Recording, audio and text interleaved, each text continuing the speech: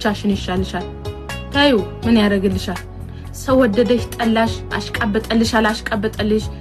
ማንም ወደደሽ ጠላሽ ምንም ደንታ አይኖርሽ የሰው ልጅ ሲፈልግ ይወድሻል ሲፈልግ ይጠላሻል እግዚአብሔርስ ከነጉለትሽ ከነማንነትሽ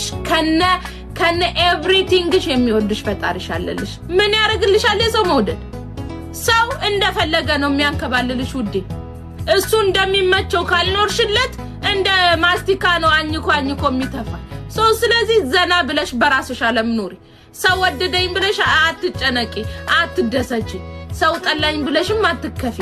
ባናቱ ይተከል ሰው በመሆኑ አክብሪ ውደጂ ከዛ በተረፈ መጣ ሄደ ሲመጣም በክብር ተቀበዩ ሲሄድም በክብር ሸኙ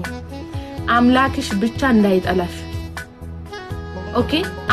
አምላክሽን ብቻ እንዳታሳዝኝ ከዛ ውጪ ሌላው ትርፍ ነው